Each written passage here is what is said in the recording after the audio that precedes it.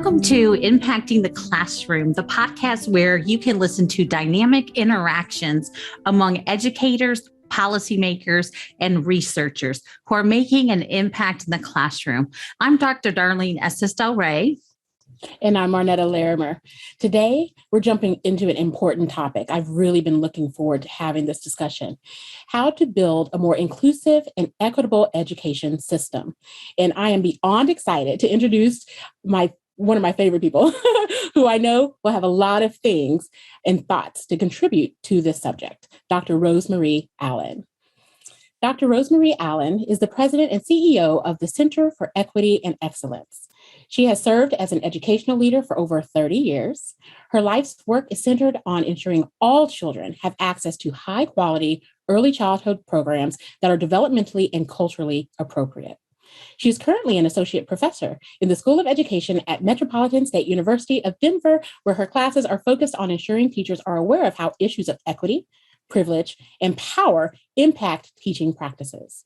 Dr. Allen also serves as the president and CEO for the Institute for Racial Equity and Excellence, IREE, if you want to look that up, which is the lead agency for ensuring equity in educational practices throughout the nation. Welcome, Dr. Allen. I'm with Marnetta, super thrilled for this conversation, and I know all of our podcast listeners are going to be equally excited and thrilled to know that this is just going to be a really organic conversation about this topic today. And so we're going to leave being enriched by this conversation and inspired. So I get the pleasure of kicking us off with the first question. So we've been hearing a lot more about diversity, equity, and inclusion over the last year or so since George Floyd's murder. And there was an initial flurry of work that bustled up from that to create a more equitable system. And it seems like schools and education companies have continued the work. But I'm curious, Dr. Allen, if you think the needle has moved and whether children, particularly children of color, have seen direct improvements from this recent push and emphasis on equity. Well, first, I want to say thank you. Thank you so much for having me. It is an honor and a pleasure to be here, especially to have these conversations that's avoided by so many. Mm-hmm. Yes, the murder of George Floyd revealed systemic racism that has been long-term and ongoing, actually since the inception of the country. Yeah. And once it was revealed, people seemed to be surprised and overwhelmed by the vehemence of the people of color, specifically Black people, and the fight for equity and the fight for justice. And once people saw it, someone asked me once, what was the difference? Because we've had murders before. We've had murders happen. And I can just give you a list of names, but the murder of George Floyd hit differently. And people ask why. And this is a Rosemarieism. Mm-hmm. I believe that we were already in this triple pandemic, that people were at home. And you remember, it wasn't like it is now. During this time, we could not leave the house except for essentials. So people were quarantined, mandated to be at home.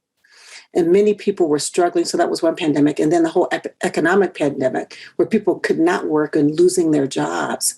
And then the racial pandemic. So people were at home. So when this recording of the murder of Mr. Floyd happened, they couldn't look away. Mm-hmm. It was one of the first times that you were stuck. You didn't have a lot of distractions. You couldn't say, oh, I don't want to look at this, because it was everywhere. And I believe it's one of the first times that we saw the actual murder, because so many died later, but we actually saw the knee on his neck until he took his last breath. And I believe every mother in the world had a collective reaction when, as he was dying, he called for his mama, who had died just 6 weeks earlier. And I believe that's what hit us differently. And it really resulted in a call to action that was worldwide. Now, since this happened, changes have taken place across the globe.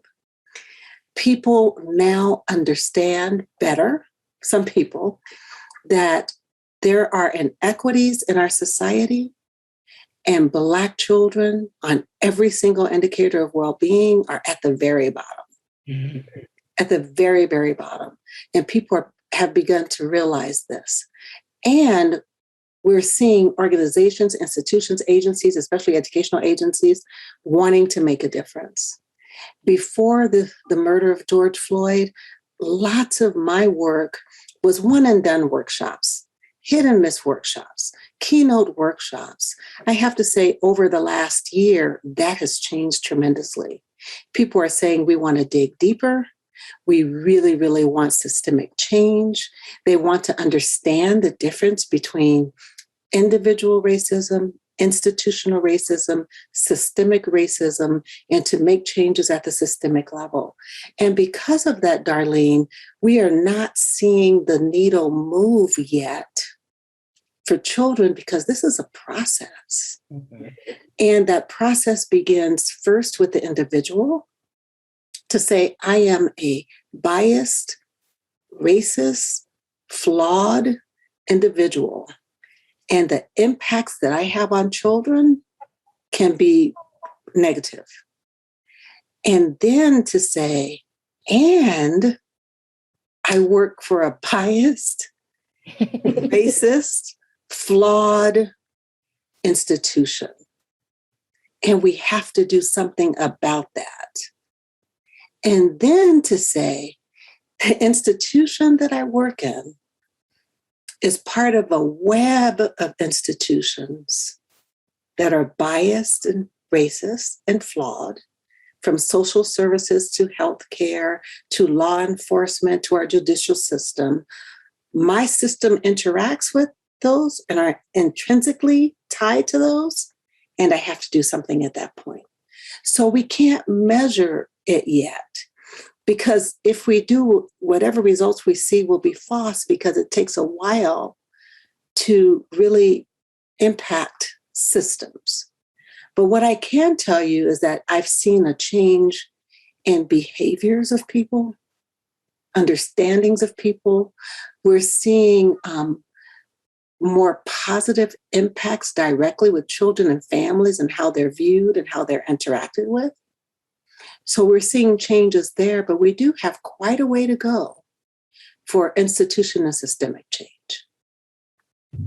I deeply appreciate that. And I think too, like just in my own journey in this path, when I hear systemic racism, I thought about systems. I always have, but I didn't really think about it in the way that you described, that we sometimes don't just envision all the ones that interconnect, like you said, how they all come into interplay, and just then the collective impact that has as well. So I just appreciate you pointing that out and helping us to realize there's a lot to unpack. There's much to do. And then if we do it really well, we're going to see those impacts coming to the children who most certainly deserve it. And then it'll be a lifetime change for them too. So I certainly appreciate you setting the stage for this conversation. And I'm going to kick it to Marnetta for the next question. Yeah, I think in hearing, just what you said, you're right. There's such a, as a, woman, a Black woman with two Black boys, right? My heart was like, it broke, and I think the awareness that came around George Floyd's murder was very eye-opening, right? I live in a neighborhood I've lived in for like 20 years that my children can't go out and jog in, even though we've lived here for like 20 years. And it's like you said, there's things that are changing, right? I have neighbors who might speak now or whatever, but it's been slow. It's still progress, but it's very slow moving. But like I said, it's been like 20 years. It's been like, I've lived here. How long do I have to live here as a great citizen, right? Before I'm acknowledged as a being worthy of, engaging in just regular things, right? Like jogging around the neighborhood. Mm-hmm. My question for you would be, as we think about these systems and how they're integrated and, the biases and challenges and barriers for people of color, what would be the first steps, that you would recommend for an organization or a program to design and implement equity-focused programs?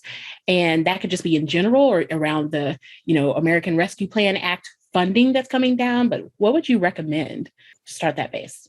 Absolutely. The first is to conduct a temperature check. Who are we?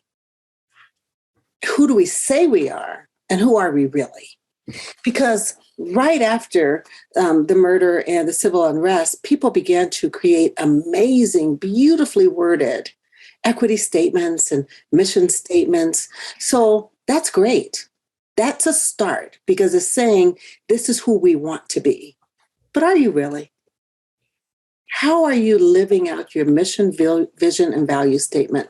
So the first step would be to engage in an equity audit.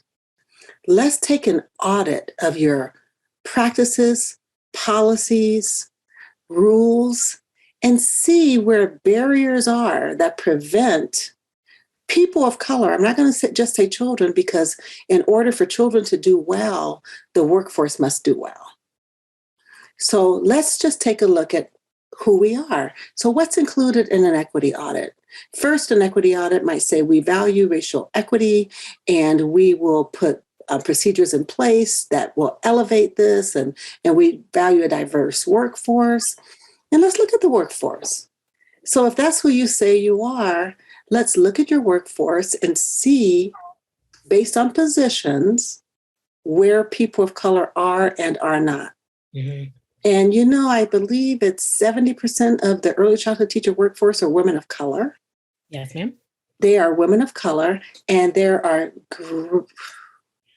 unconscionable wage disparities, especially between Black and Hispanic workers and white workers in same positions, being paid about $1.12 an hour less for Black women in the same position. And for Hispanic and Latinas, they are relegated to the lowest level positions as teachers' aides, usually in the infant room. And Black women as well. It's reminiscent of antebellum South when they were wet nurses and had to take care of babies. And when we think about history and what has happened, and very little room for growth. So you see Black and brown women in those direct care positions, but the higher up you go, the fewer you see. And in many situations, the leadership is all white. So if you value diversity, and then you take a good look at your workforce, what does that tell you? If you value diversity and you work in an affluent area and a small percentage of your children are of color, what does that tell you? If you value diversity, but your parent organizations and support systems are predominantly white, what does that tell you? And also, when you conduct an equity audit and you talk to your workforce of color, your people of color, and they say they can't be their authentic selves, that they're forced to code switch when they come in. And code switch means to change who they are to assimilate and be accepted in that work environment, or say that they have very little room for growth. That equity audit will give you so much information. So that's the starting point, Marnetta. And then next, you take the data and create a comprehensive plan on how you're going to impact change. And that is the hard part. Mm-hmm. Because, for instance, let's take the workforce. I was working with an agency in Chicago, and the principal of the school had such a heart for equity, just amazing. He said, Rosemarie, I don't understand why all my paras are people of color and all my teachers are white. I just don't understand that. And I said, well, what do you think is happening? He said, it's very hard for me to find people of color who are qualified. Let me tell you, that is the biggest myth in America. The biggest myth. You saw my face. The biggest myth. There are highly qualified people of color in every sector of the system. You have to know how to recruit them and then how to retain and support them. So anyway, he said, I just can't find any. I said, okay, well, let's take a look. Why don't we first do an audit of your files, qualifications? We went through every staff member's file, looked at all their qualifications.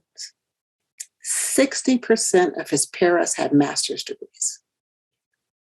Wow. 60. He said, I never knew. I didn't know. And I said, so here are your qualified people. So the question is, why didn't you see it? And this isn't to blame or shame. You all know me. I don't believe in blaming or shaming, but there comes a time when you have to look inward and be very honest about what you see, because this is what happens across the country. You have people who go to school, they take out student loans, they're trying to elevate and engage in this upward mobility, but they're never seen. They're never seen as anything except a para or accept an aid. So when these positions come in and they interview within their own agencies, the bias of the agency keeps them in the box where they believe they belong. Yeah.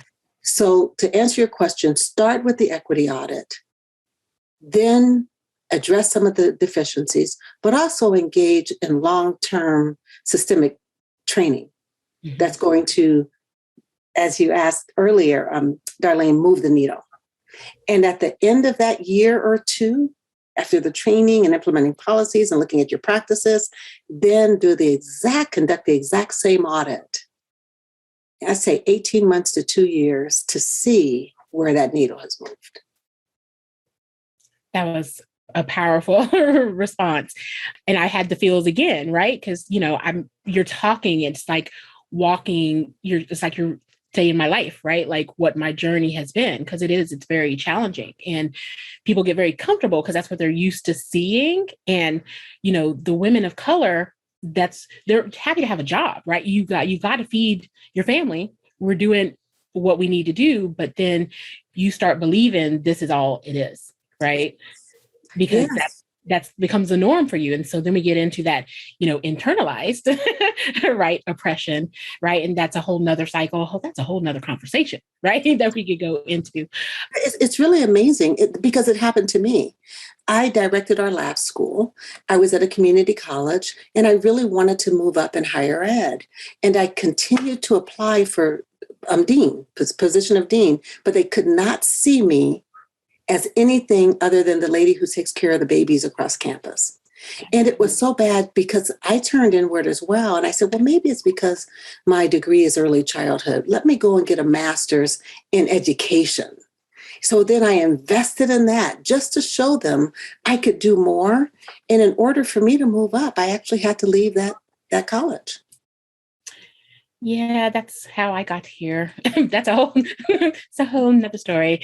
That's how I ended up at Teachstone. Just because, you have to recognize when there's no growth, right? So, us as a people, we have to recognize where we're not being seen, not being represented, and that needle isn't moving, and just know that there are places you can go that are feeding into this work and really recognize, right, and are leading with intention to put you in those spaces that you didn't think that you could get into before.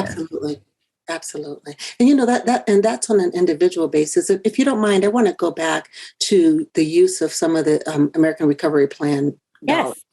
When you asked, and when I talked about the equity audit, and we just talked briefly about mobility and what that looks like, and what is going to take for us to really impact change using those recovery dollars is to look at things differently and with a new lens. I just have to say there are states who have already unveiled their plans, and it broke my heart that so many never ever mentioned racial equity, not in the plan at all. And when you look at this administration's goal, President Biden has been very clear about racial equity, and these funds can really, really make a change. For instance, here in Colorado, they put the funding in 3 buckets: access, workforce, and family strengthening. You can't talk about access without talking about the inequities in access. Right. So I'm going to take you back a little bit. Okay. Every agency has relied on 3 studies that took place in the 60s to talk about the cost benefit of early childhood education. The Perry Preschool Project, Abecedarian, and Chicago Child Study. Okay. Those 3 studies were conducted on primarily an all-Black population. Perry Preschool Project, 100% of the participants were Black families. Chicago Child Study, I believe, is 97%. Abecedarian, 93% were Black. We have to look at the racial backdrop of those studies. Those studies were not conducted to improve the quality of early childhood education. Those studies were conducted to fix the inherent deficits of Black children because they were believed to be inherently deficit. Mm-hmm. Think back, 1960s. These children, we have to teach them how to be citizens of our country. And their IQs are inherently low. So especially Perry Preschool Project was to increase IQ scores. They thought that parents were not equipped to raise their children, that they were pretty much inept. Just take a look at it. And David Weikart is real clear about why they put this study in place. So the study was conducted from this pathological lens and the way that Black children and Black families were viewed. We had amazing outcomes from that. We know that there were long-term benefits in terms of increased achievement over time, decreased teen pregnancy. Remember, that was another one of these people, again, help me get pregnant. Decreased pregnancy rates, income, long-term jobs, all of the benefits. But imagine how much farther we would have been had they seen the children and families from a strength-based lens. Right. And actually talk to the families about their goals for their children. Talk to the teachers. Louise Derman Sparks, she was a teacher in Perry Preschool program. And she talks about how they never talked to them about how well the children were doing. They didn't get the teacher perspective. So why do I go back to that? It's because we can learn from that if we want to do better.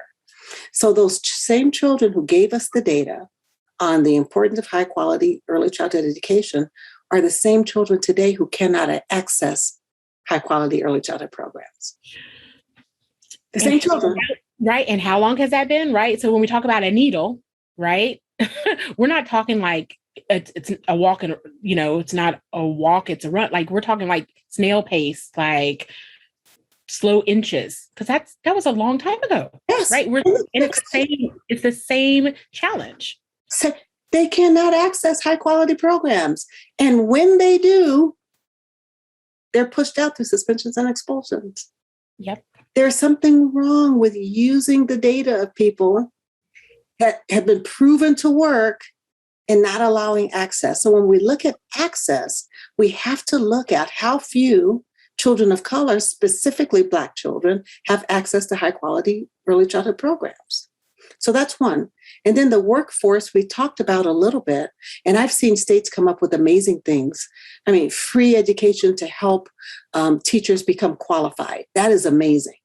But we can't ever apply colorblind policies. Mm-mm. Because what will happen is those who stand to benefit the most will be left out.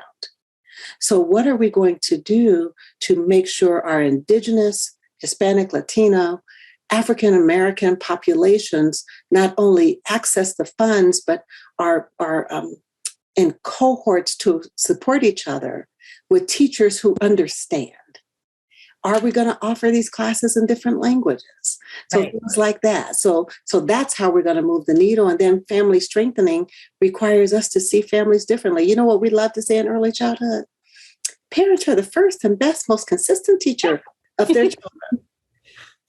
If we believe that, why are people so up in arms about learning loss over the last year and a half? You must want to come for another session because you're talking some things. Is that amazing? If they were with their best teacher, how did they lose learning? Because they were their best teacher. Right. Yeah. Right. When you mentioned that, it just made me think about, the pandemic again in a different way and equity in a whole nother way, right? Where we have children learning at home, right? We have companies creating products where children can enhance their learning, mitigate learning loss while they're at home. We are even going to give them technology, right? But then we forget that they don't have internet access, right? So right? So why can we not think in a whole, right? Like as a whole, in big picture thoughts when it comes to mitigating equity problems, right? Yeah. It's always like check a box, like, I'm going to do this, but we're not really ever digging really deep to make sure that that is truly accessible. And Marnetta, we don't talk to the very families we're serving. What do you need? Yeah. What do you need? And they may tell you, my child is accessing this on my phone because we don't have a computer or a laptop. And then in some situations, some schools are giving one to every child and they already had one, Right. Some don't, they don't have the high-speed internet. So I think talking to the families and finding out what their needs are, but not only their needs, what their strengths are. Yeah. A girlfriend of mine during this period, she posted a video of her child and he was learning math. And every time he got a problem right, he'd jump up and dance and sit back down. And then the next one, he'd jump up and dance. And she says, this is my situation right now. And I thought, how awesome for him to be motivated in that way. But what happens when he goes back to school and he gets the problem right and he jumps up and dances? Sit down, go to timeout. We're not having that, right? Yes. And now all that Black boy joy is gone because he's penalized, because he's celebrated with being happy, engaged, and learning. He doesn't get to be his authentic self in the classroom. He has to conform, right? And learn how to survive in this space. Absolutely. And when I talked about the way that we viewed parents in the 60s, is it reminiscent of the way we're viewing them right now? These children have the learning loss. Oh, we need more mental health consultants for when they come back. They've been out of control. They've had no rules.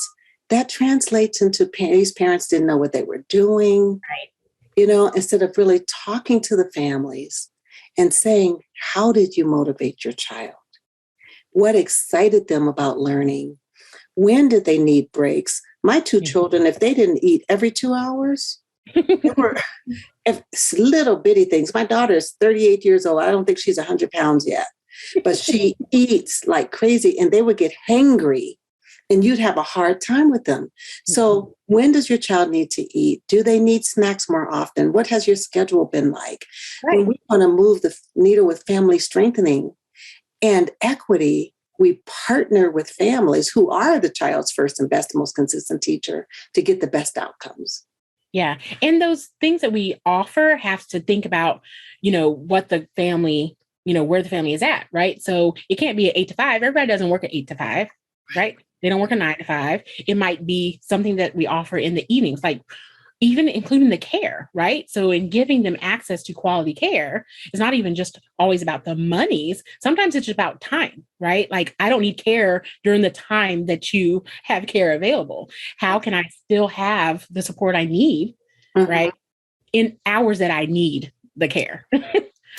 Absolutely. And I can't tell you how many families, just even in before school care, they have to be at work at 8, which means that child needs to be dropped off at 7:30. You can only drop your child off at 10 minutes to 8, And I ain't going to have a job in a little bit because I'm going to be late every day.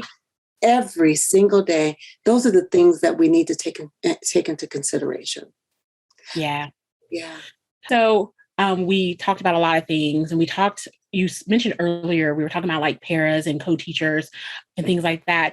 I want to know what can we do to ensure and support the need for culturally competent early learning educators? What would your recommendations be? First, it's really going to have to start with training, with helping people to understand the cultural lens through which they see the world. And that's just across the board. You think about the Brown versus Board of Education decision happened in 1954. And today, in 2021, we're more segregated than we have ever been in this country. Segregated. So you talked, Marnetta, about living in a neighborhood for 20 years that your child can't jog in. So even though you are in this, and I'm going to assume that predominantly white neighborhood. By a military base. Oh my. Yes, ma'am. That's a whole different question. Talk. Okay. So, so we don't know each other. We don't know each other at all. And we have this cultural lens that we use that drives everything we do. So in order to be culturally responsive, you have to understand that the lens that drives you is not the lens that everyone has. I'll give you an example. In my family, if an adult calls you, you come. Simple as that. If my mom said, Rose, I come. That's the way it is. And if I'm coming, I say coming. Now, if an adult called me and I said, what? Girl. Oh my goodness. Talk about trouble, big time trouble. Yeah. And I use this because it actually happened to me. I worked in a predominantly Black area when I lived in Los Angeles. When I moved to Colorado, 99% of my children were white. And I'll never forget calling Connor. I said, Connor. And he goes, what? I'm like, what? Surely this little boy didn't say what to me. I said, Connor. He said, what? And I thought, oh no. And I marched right over there with my hands on my hips, got down to his level and said, did you hear me call you? And he looked at me so puzzled. He goes, well, did you hear me say what? Right. He answered. His cultural lens, the expectations for his culture were so different from mine. And it wasn't until I looked in his little face and saw how confused he was that I realized he didn't think there was anything wrong at all with saying what. And I'm unruffled because he said what? Do you see how that cultural lens can end up in cultural disconnects that can contribute to the disparities of Black children being suspended more often than white children? Most definitely. And a lot of times we're not honest with ourselves and people aren't going to do a self-reflection, right? Like you checked yourself, right? You're just like, oh my goodness. No, some people are going to be hold firm to what they believe. And it's going to be about, this is what's right. This is what I'm feeling like. This is what it is. And they're not going to take the time to look at another perspective. Absolutely. Marnetta, what if I dug my heels in? Right. He said, yeah, I heard you. Well, why didn't you come? When I call you, you come.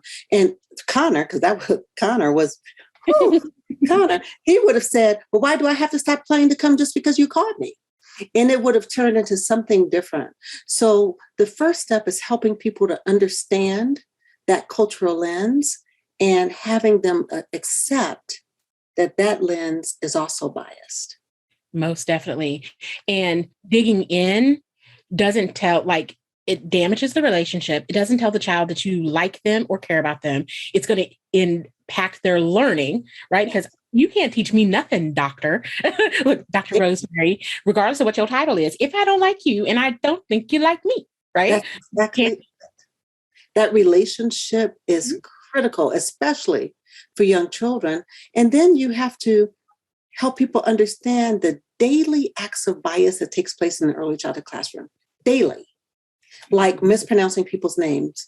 Marnetta, I cannot even imagine how many times your name is mispronounced. And how many times they ask for a shorter name. And I'm just like, no, it's beautiful. You're going to learn all the letters. Say all of it. All the letters. Thank you. So not only do we mispronounce, but then we shorten, we change. I had a colleague change one of our students. Her name is Sashiko. She said, that's just too hard. I'm going to call you Sasha. She changed the child's name. And because of a power dynamic, you can, if it's a college student, you have power over their grades. If it's a parent, you have authority and control over their child. So when the parent says, my daughter's name is Patricia, and you say, oh, I can't say those R's, I'm just going to call her Patricia, that parent will say, okay, because they don't want to upset you when you have control over their child all day. But then they're going to say things behind, like that relationship's damaged. That's it. Isn't that the truth? And then people make fun of people's names. You have to understand the history. You have to understand when Africans were brought over to this country, their names were stripped from them. Our last names to this day are our slaveholders' names. Yes, ma'am. There are slaveholders' names. So when I just love these young Black girls who are saying, I'm going to name my baby what I want. And we have to accept that. But not only that, when people came over on Ellis Island, they Americanized their names. They changed the spelling of their names. They did a lot to assimilate. And those young people today, do you know they're going to court to reclaim the original spelling and pronunciation of their names? So beautiful. Yes, these names are really, really amazing. So that's an act of bias. Another act of bias is being afraid of the neighborhood where you work. Because when you're afraid of the neighborhood, you're afraid of all the support systems that child and family lean on. Mm-hmm. An act of bias, and we don't think about this because we're not trained to look at it, is when you're in a diverse early childhood classroom, when you allow white children to have dominance and control over children of color, even in play. We talk about that in our banking time training, interactions at the Heart of Healing and banking time trainings. And you would be surprised the conversations like that happen around that, whether it's, what are you talking about? Why would I point that out? Why is that a problem? Right? Like it's been so interesting. It's such a problem. Yeah. Trying to get people to understand. And when you think about it, white children haven't had the model. Think about it. Think about your schools. For most of a white child's life, they have only seen people of color in positions that serve them. Ma'am. They don't see them as teachers. Yeah. They don't see them as administrators. They see them as bus drivers, cafeteria workers, and front office workers. And this is no one's fault. Remember, there's no blaming or shaming, but we have to unveil this. And because they've never had a person of color in a position of authority, then it elevates them as the authority, telling other people what to do and how to serve them. And they learn that early, and they can learn that in our classrooms if we don't stop it. It's mispronouncing names, deciding you're not going to say that right. All of those behaviors that you mentioned, children are watching and listening and learning as you're modeling without even remembering that you are modeling. Because teaching doesn't happen just when you say, it's on now. All right, Johnny, right? It's in all the things that you do once you cross that threshold, once you enter the campus, like children see you, right? And they see your behaviors, how you treat people, what you're doing, and it shifts and changes and builds on their foundation. Absolutely. Right? And, we teach children how to treat children. A friend of mine was telling the story about a child that she had who was a handful.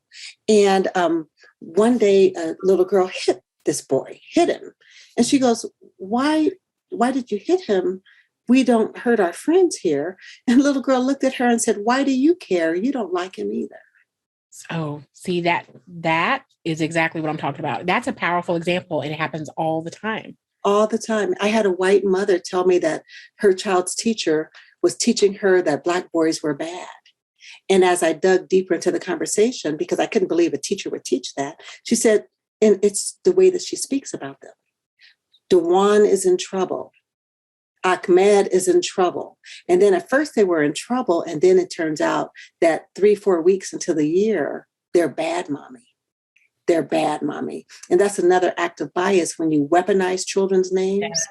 Yes. Dewan, stop. Dewan, don't make me come over here. It's teaching children who the troublemakers are in our classroom, and they'll treat them accordingly. Yeah, I could keep on going, but I know that we're almost short on time. Darlene, I apologize because I could keep on going. You want to wrap it? Help us. No, thank you.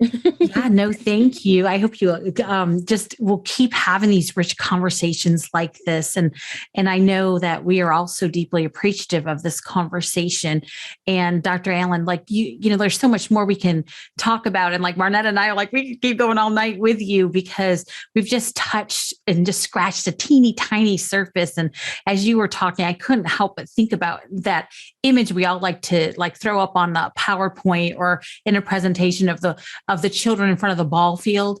And I think about how we've been looking at that for a long time, but it seems like we still get confused equal and equitable because we keep giving everyone an equal dose, right? Instead of thinking about those barriers and the resources and all those other things that, could keep us going in a whole nother direction. But I think the good news is we've got to start and we have an opportunity to do it differently in a way that we may not have had before. And so we need to keep elevating the conversation to make sure we get it right this time and keep it going, right? So I definitely have a deep appreciation for you coming with us in this conversation in this moment in time and knowing that there's a long way to go. But I think together, if we each do our part and hold each other to it, to be accountable and committed, I think we will see a collective, impact. And there's a long ways to go, but we might just move that needle. Like if we got to just inch it along, even together, I move an inch, Marnetta, you move an inch, and keep it going, everybody. And Dr. Allen, so deeply gratitude, for this conversation, and hopefully it'll keep sparking others to come back to it and do those equity audits. Yes, those are so important. May I also say, Darlene, I love that you brought up the graphic for the difference between equality and equity. I just want us to consider equity as an action word, that equity is a verb. Equity is what we do because we want the outcome for all children to be justice. I love that. I love it. That's a great, great thing to hold on to. And Marnetta, I'm going to let you wrap us, but what a great thought. Thank you, Dr. Allen. I think that quote could frame all the things we do moving forward. I love it. Lots of great takeaways. And Dr. Allen, again, thank you so much for being here today. We'll post a transcription and related resource on our site, teachstone.com/impacting. See you next episode when we dig into the current challenges in recruiting, training, and retaining the ECE workforce. And remember, behind great leading and teaching are powerful interactions. Let's build the culture together. Bye, guys.